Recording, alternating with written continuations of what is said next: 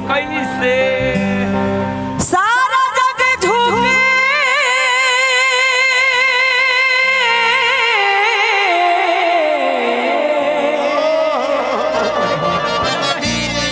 सारा जग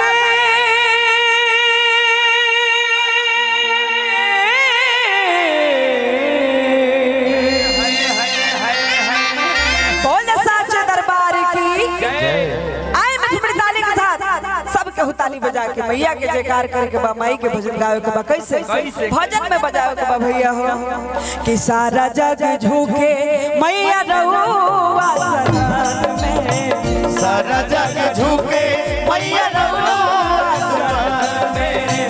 सारा जग झूके मैया रहुआ शरण में सारा जग झुके मैया रहुआ चरण में ओ पूरा करी हलल साजवन पूरा करी हलल साजवन सोच के आई मान में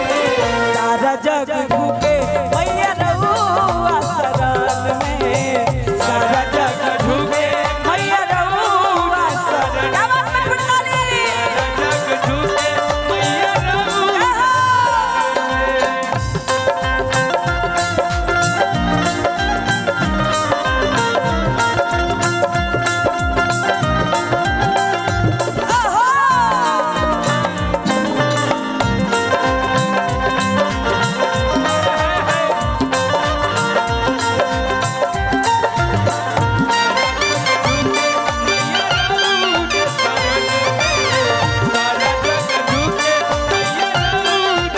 हम कहले कि हे माई चरण में रहुआ हमर बिनती बार बार बा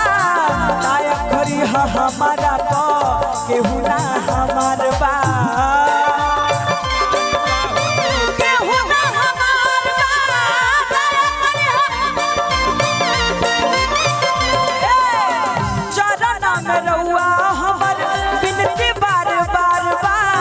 लायक करी हमारा पा केहू ना हमार बा दया करी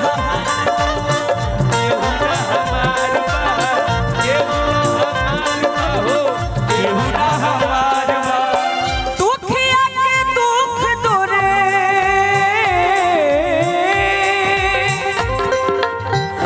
दुखी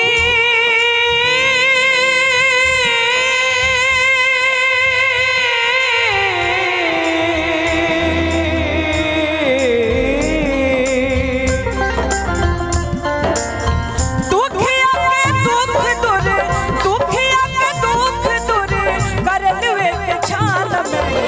सारा जग झुके मैया रहुआ शरण में सारा जग झुके मैया रहुआ चरण में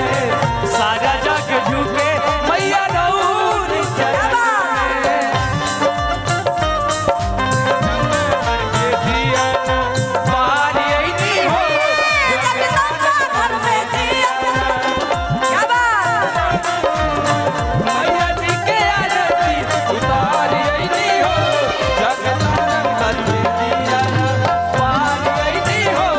जगदानंद करके दिया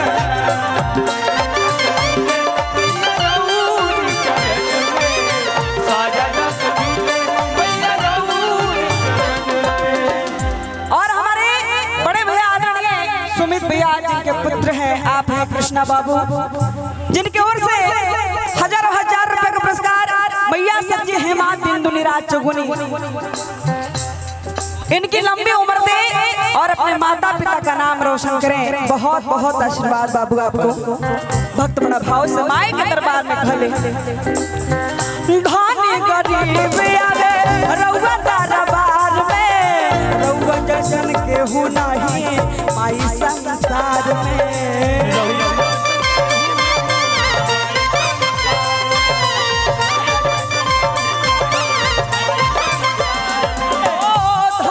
गरीब आवे रउआ दरबार में रउआ जैसन केहू नहीं माई संसार में रउआ जैसन केहू नहीं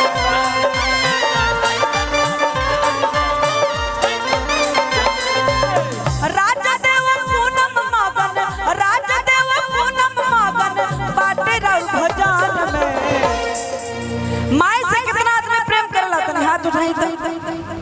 मेहरारू से तो सब लोग प्रेम करेला। हाँ लड़का से कब या बटले बा खाली भाभी से प्रेम बहन का माई से प्रेम होके तो दोनों हाथ उठा के बोल दे साचे दरबार की। अब माई लोग के केकरा से प्रेम बा? खाली पतो लोग से कि बेटी से कि हे छठी माता खाली ठेकू हुए सनाता। चाची तने दोनों हाथ उठे उठे पूरा उठे बोल दे सरवाले मैया की। क्या बात भक्त माई के दरबार में कहले कि राजदेव पूनम मगन राजदेव पूनम मगन बाटे दारू भजन में सारा जग झुके मैया रहुआ शरण में। सारा जग झुके मैया रहुआ शरण में सारा जग झुके मैया रहुआ शरण में। पूरा करी हलल साजवन पूरा करी हलल साजवन सोच के आई मान में सारा जग झुके मैया रहुआ शरण में। सारा जग झुके मैया रहुआ शरण में सारा जग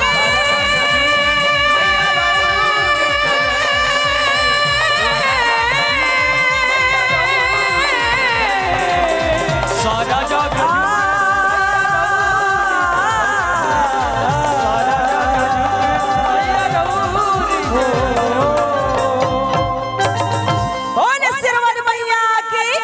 सच्चे दरबार की। अरे फिर से बाबू की ओर से हजार